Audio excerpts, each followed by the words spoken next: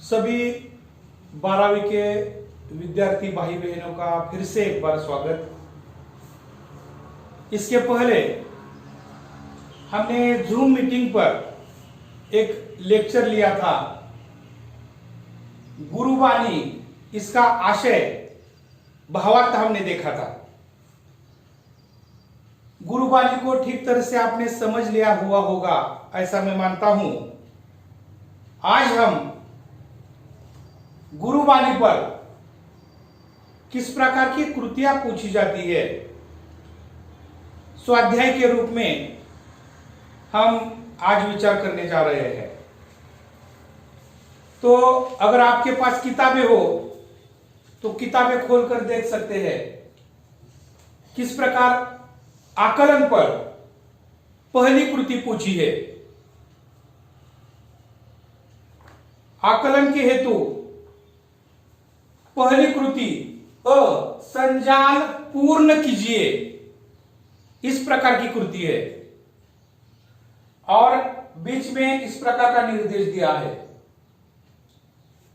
नाम स्तुति के लिए यह आवश्यक है। आपके सामने तो कृति पत्रिका में पद्यांश होता है, आशय हमने समझ लिया है, ठीक तरह से हमने इसका अध्ययन किया है। तो आप लिख सकते हैं नाम स्तुति के लिए क्या आवश्यक है। मोह का त्याग करना या मोह को जलाना, इसी प्रकार भी लिख सकते हैं। इसी के साथ साथ बुद्धि को श्रेष्ठ मानना या बुद्धि को श्रेष्ठ कागज समझना, इस प्रकार भी लिख सकते हैं। इसी के साथ साथ नाम स्तुति के लिए और क्या आवश्यक है। प्रेम भाव जगाना या प्रेम भाव जागृत करना। इसी के साथ साथ नाम स्तुति के लिए और क्या आवश्यक है। गुरु की शरण में जाना। तो इस प्रकार संजाल की पहली कृति 2 अंक के लिए पूर्ण होती है। आकलन के हेतु और एक कृति पूछी गई है, कृति पूर्ण कीजिए। आकाश के दीप, आपके सामने पद्यांश है। तो आकाश के दीप किसे कहा गया है। सूर्य को, सूरज को, सूर्य या सूरज, और चंद्रमा को, चांद को। सूर्य और चंद्रमा क्या है। आकाश के दीप है। तो इस प्रकार ये दूसरी कृति भी आकलन की पूर्ण हुई है। अब शब्द संपदा के हेतु इस प्रकार की कृति पूछी गई है। प्रत्यय युक्त शब्द, ध्यान दीजिए। पहला शब्द है दान, दूसरा शब्द है दया, तीसरा शब्द है गुण, चौथा शब्द है अंतर। तो दान को प्रत्यय लगने से दान का क्या बनेगा। ई प्रत्यय लगता है दान को, ई प्रत्यय लगने से दान का दानी हो गया। दया, इसको आलू प्रत्यय लगता है, आलू प्रत्यय लगकर दया का क्या होगा। दयालु। इसी के साथ साथ तीसरा शब्द है गुण। इस शब्द को वान प्रत्यय लगता है और वान प्रत्यय लगकर गुण का गुणवान बन गया। इसी के साथ साथ अंतर, अंतराल। तो इस प्रकार प्रत्यय युक्त शब्द बनते हैं। प्रत्यय लगाकर हम इस प्रकार के शब्द तैयार कर सकते हैं। तो किताब में इस प्रकार की शब्द संपदा के हेतु यह कृति दी गई है। तो एक प्रकार की कृति नहीं होती है, मैंने कई बार कहा है। समानार्थी शब्द हो, विलोम शब्द हो, प्रयुक्त शब्द हो, या इस शब्द के लिए पद्यांश में आए हुए शब्द ढूंढकर लिखिए हो,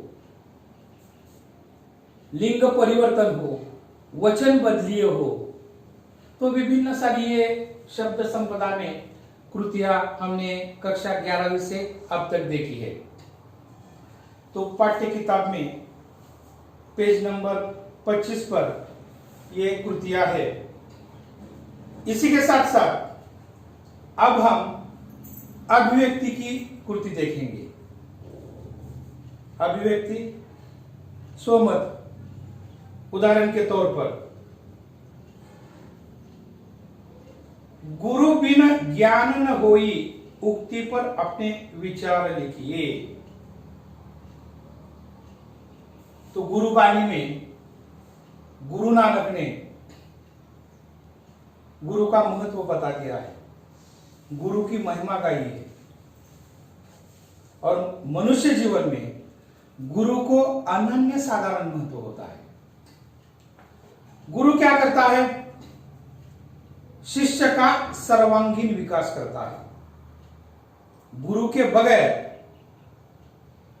हम ना ही चरित्रवान बन सकते हैं, ना ही गुणवान बन सकते हैं, ना ही ज्ञानी बन सकते हैं।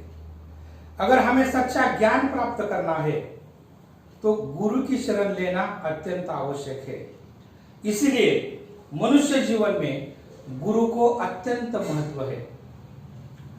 गुरु कभी कभी छोटा भी होता है, बड़ा भी होता है, उम्र से कोई लेना देना नहीं है। जिससे हमें अच्छा ज्ञान प्राप्त होता है, हमारा भला होता है, हमें जो सही रास्ता दिखा देता है, वही सच्चा गुरु होता है। वैसे तो विभिन्न प्रकार की सारी कलाएं हैं। आदर्श बदला में हमने देखा है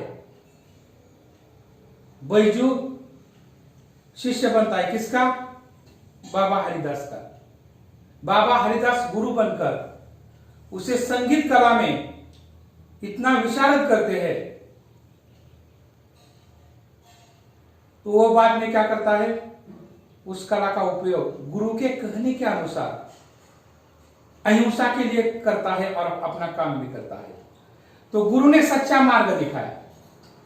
तो गुरु सच्चा मार्ग दिखाने का काम करते हैं, सही रास्ता दिखाने का काम करते हैं। जो गुरु के कहने के अनुसार चलते हैं वे निश्चित रूप में जीवन में सफल होते हैं, और गुरु के बगैर प्राप्त किया ज्ञान अधूरा होता है, वह परिपूर्ण नहीं होता है। इसलिए हमारा जीवन चाहे विद्यार्थी दशा का हो या कौन सा भी हो, गुरु के बगैर हम ज्ञान प्राप्त नहीं कर सकते आसानी से। बहुत सारी कठिनाई आती है। मैं उदाहरण देना चाहता हूं। आपको कोई वाद्य बजाना है, तबला हो, हारमोनियम हो, अगर अपने आप बजाएंगे तो सहजता से बजाएंगे नहीं, क्योंकि उस वाद्य में जो खूबी होती है गुरु हमें सिखाते हैं। प्रत्येक क्षेत्र में गुरु का होना आवश्यक है।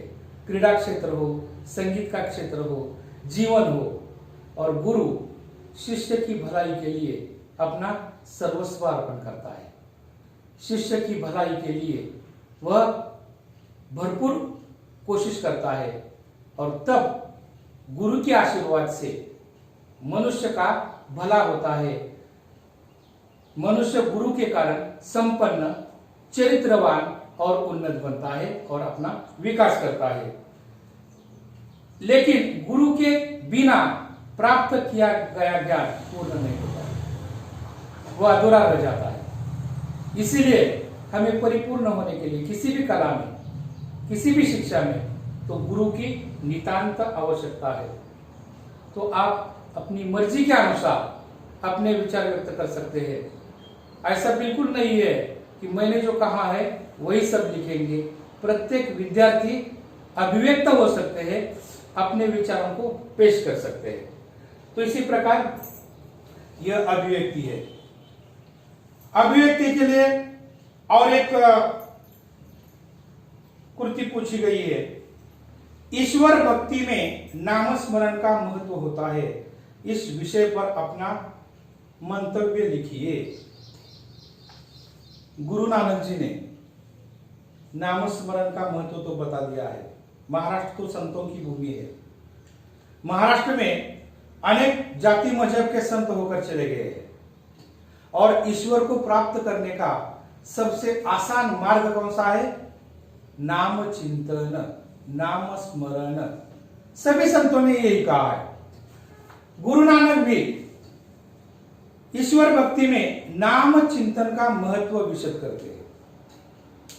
नाम चिंतन करने के लिए ना ही विशिष्ट जगह लगती है, ना ही पैसा लगता है, ना ही कहीं दूर जाना पड़ता है।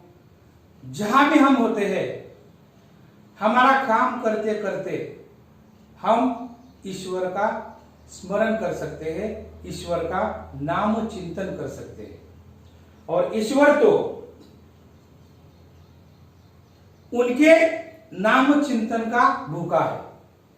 ईश्वर को अच्छे कौन लगते हैं? जो भक्त उनका स्मरण करता है, उनका चिंतन करता है, उनकी भक्ति करता है, उनकी प्रशंसा करता है। तो देखिए, मनुष्य भी प्रशंसा प्रिय है, भगवान भी प्रशंसा प्रिय है। भगवान को भी अपनी स्तुति अच्छी लगती है।